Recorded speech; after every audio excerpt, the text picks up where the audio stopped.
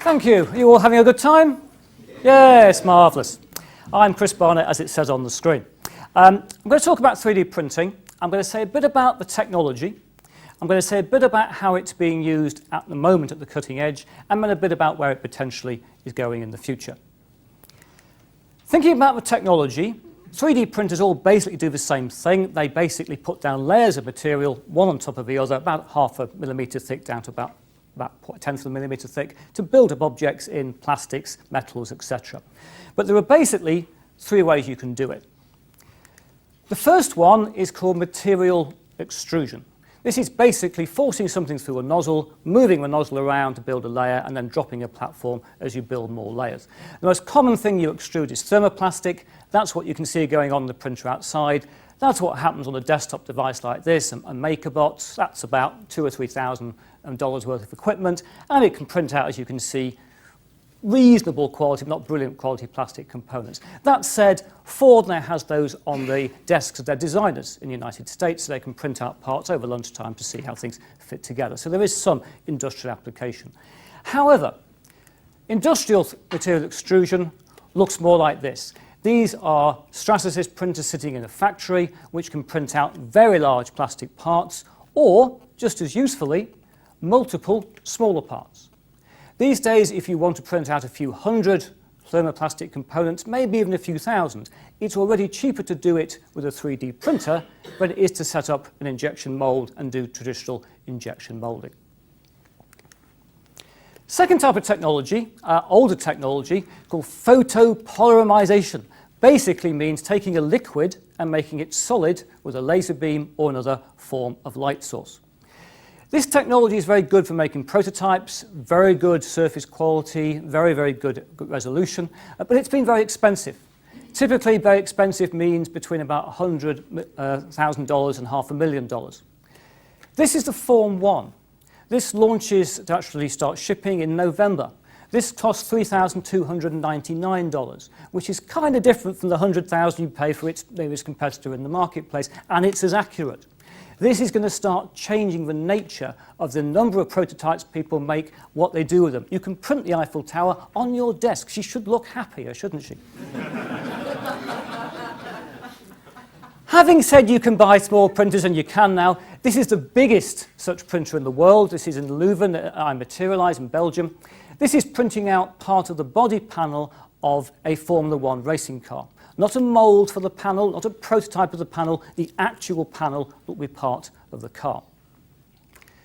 The other clever thing you can do with liquid-based technologies is there are printers like this one, that's about 6 foot high, it's a big machine.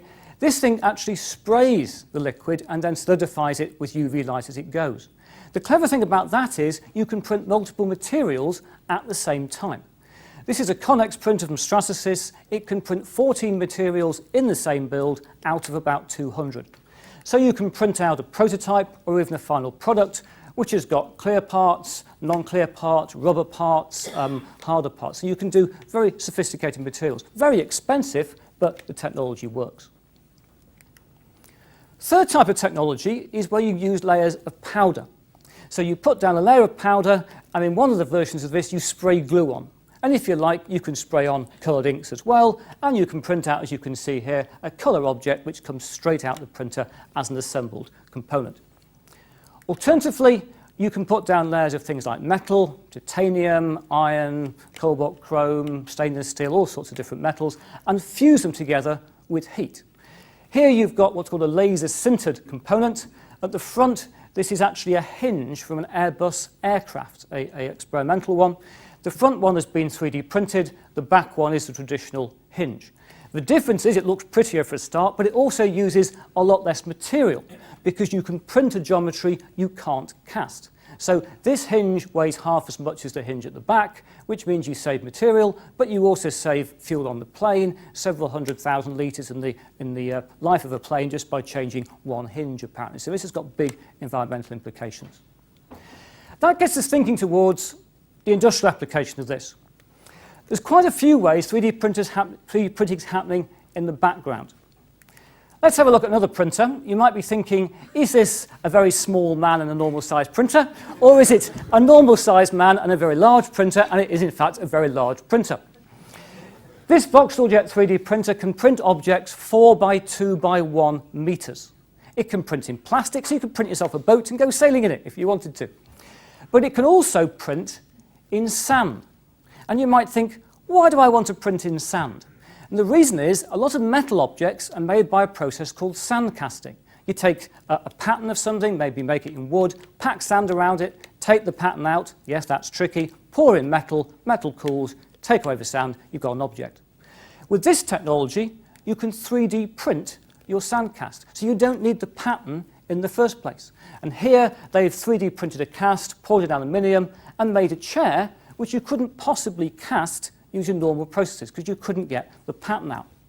This sort of technology is saving a lot of money. I saw a case last week looking at submarines in the US Navy making new impellers. They'd taken the lead time from 52 weeks to 8 weeks, and the cost was down by about a third. This is the sort of stuff that's really going to transform industry, but it'll never be seen by consumers. Having said that, of course, people like the idea, as was mentioned at the start, of printing final products, direct digital manufacturing, chuck in your recipe as it was put, and out comes your product. So a few examples of that. This is a company in the States called Nervous System, which makes jewelry, light shades, various designer products. You can go to their website, pick the product you want, change it, not just change the size and things, but you can change sliders and stuff and get a new version of a piece of jewelry. When you decide what you wanted, you press order and they print it for you and send it to you. Except they don't. They actually send the data to a bureau who then prints it for you and sends them the money. This is a successful business selling customized physical products with no tooling, no stock. They don't even own the printer. They deal in data and collecting the money. Another example, Protos eyewear. They are 3D printing. Well, they started out 3D printing sunglasses. They allow people to upload a picture of a side and front of their head, a couple of measurements. They print you glasses to match the exact fit. They're now moving into prescription glasses, again being 3D printed. Shoes were mentioned at the start. Here is Nike's first product using 3D printing, Valor Laser Talon. What a long name we have for traders and football boots these days. This thing has got a 3D printed cleat, the bit that sticks out at the bottom. So this is not having a mold made by 3D printing. It's not a prototype. The actual thing you buy in the shop has got a 3D printed component. Why? Because you can 3D print in thermoplastics things you can't injection mold. And apparently this is very good for this type of football boot. Just to point out, it isn't just metals and plastics and things like that. We could already 3D print in living cells. Potentially we could take cells from a human being, culture them in the lab, lay down layers of them. You do it in something called biopaper. This is a sort of gel stuff around here to hold it together. And you could potentially print out a human heart. Now, we're probably about 20 years from doing that. This is a visualization I did years ago, and people have taken it as the poster child of bioprinting. But there are companies doing this for real. Organovo in the States, one of only 5 3D printer manufacturers publicly traded on the stock market, is already 3D printing cells. Back in 2010, they printed a chicken heart that started beating. They printed human arteries. They printed nerve grafts and put them back into rats. They've printed bits of human liver tissue now being used in drug testing. This is already a real business. So, what does all this mean? 3D printing, I think, will drive a revolution. But it won't, as some people are suggesting, change everything and all our current manufacturing methods disappear. If you want to make 1 million biros, you aren't going to be 3D printing them. You could, but it would be very expensive. My guess is that 10 years-ish out, and this is of course a guess, maybe 20% of products will be 3D printed, either directly or just as likely indirectly. They're molds, they're production tooling made for that product using a 3D printer. There are great saving opportunities to save materials because it's an additive process. I did some work with Rolls-Royce last year, year before, some year.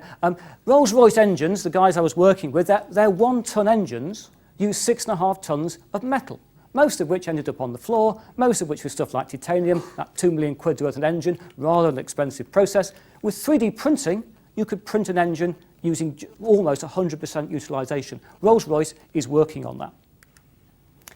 3D scanning and digital inventory means we can repair more things. We know in the future, I can see a red card, I don't care. 3D scanning and digital inventory means that we could potentially mend things which are broken more easily. We all know the consumer society is doomed. 10 years out, we can't selling people stuff and then sell them more stuff. We're going to have to mend stuff more.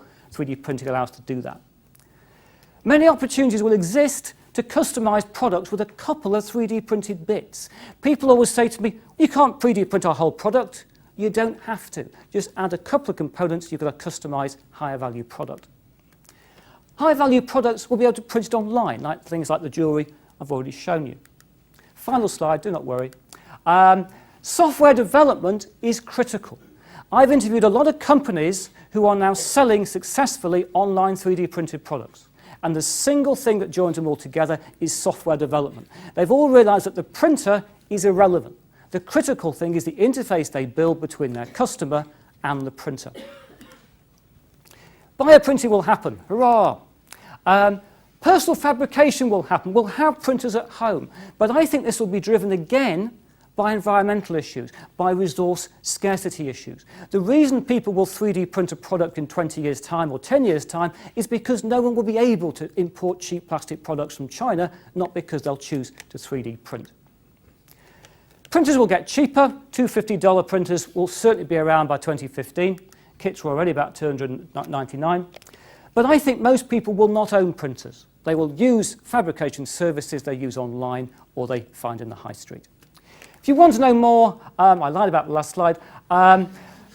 Various books I've written in the past year or so have talk about this. The 3D printing one's there, but if you want to know about it in terms of the environmental stuff or other related technologies, they sit in the other books. You can find lots of stuff, video, T-shirts, I lie about the T-shirts, for other stuff, at explainingufuture.com/3D printing.